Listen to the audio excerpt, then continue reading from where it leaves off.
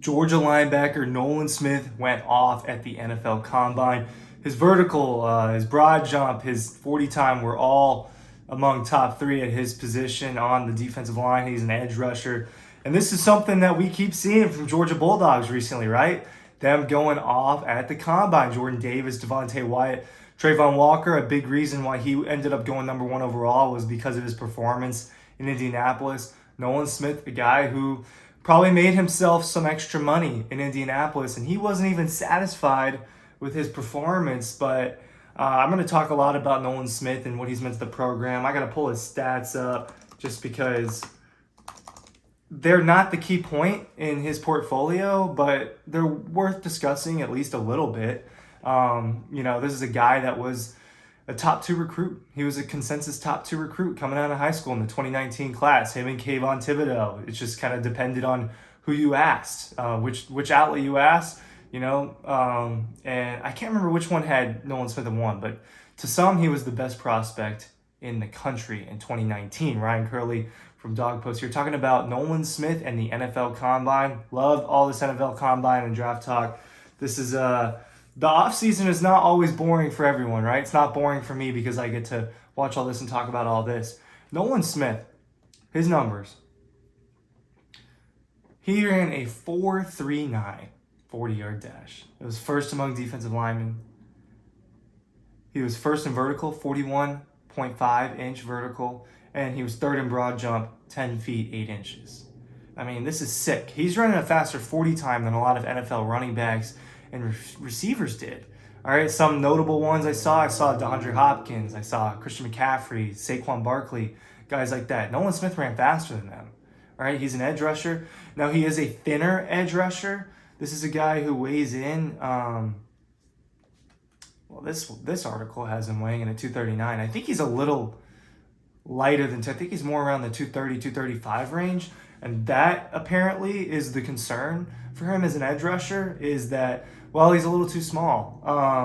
What I'll say about that is there were times when it's like, well, maybe the strength wasn't always there because the size wasn't there, right? He's probably about 6'3", that 240. He's different. He's a different type of edge rusher, not one you see a lot. I've seen people draw comparisons to, Hassan Reddick is a lighter edge rusher, and he just led the league in sacks. So I feel like I haven't watched enough of Hassan Reddick to be able to comment too much about that. Sorry, my throat's a little scratchy. But Nolan, when you draft Nolan Smith, you're not just drafting a football player, right? You're drafting the most outspoken. I mean, I don't know in recent years who's been a more outspoken leader as a Georgia Bulldog than Nolan Smith has been. He, I think, was the heartbeat of the Georgia team the last couple of years. I really believe that. I think that there are a lot of guys on those teams the last couple of years that were really important and were 100% leaders. But Nolan Smith kind of stands above all of them as far as from an outspoken standpoint. Him and Jordan Davis, at least.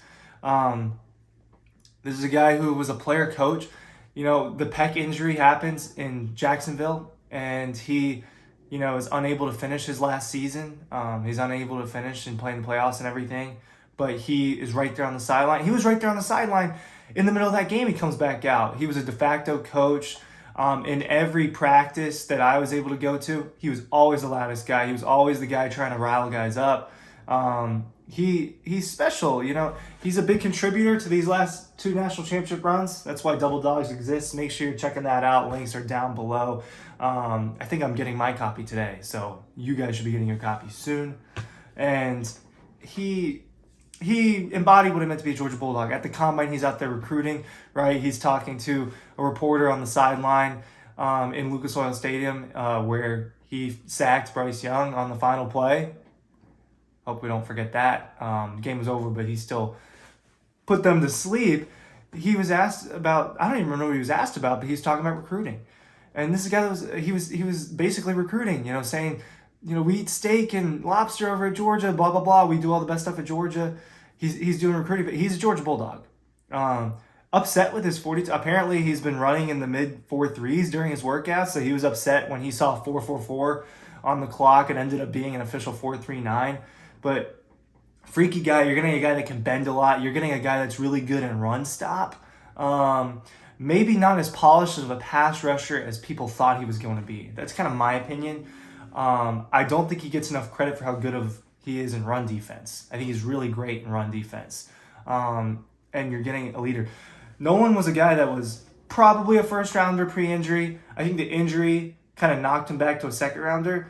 To me, when you test like this, if his interviews go well, which I don't imagine they wouldn't go well, if his interviews don't go well, maybe he's still in the second round. I really wanted my Falcons to snag him in the second round, but I think this combine performance probably firmly puts him in the first round, even if it's just in the back end, even if it's in the late 20s. I think he's a first round guy now. All right? I mean, how do you not want someone on your defense that can run a 4.39 and can jump like that, a leadership like that, just beloved by people? He's someone you want on your defense. You can beef him up. I don't know how hard it would be for Nolan Smith to gain 10 or 15 pounds, but this is already a super athletic human being. I think an NFL weight program maybe could beef him up even more. You see players go get beefed up in college and then get even more beefed up in the NFL. I don't really see why Nolan Smith can't put on another 15 pounds if that's what people want from him, if that's the downfall. But production-wise, no, he wasn't crazy productive. Now, I think that he was going to if he ended up playing the entirety of 2022, I think we would have been, wow, that was a really good senior season from Nolan Smith. Not something that was just like eye-popping stat sheet, but wow, that was a really solid season.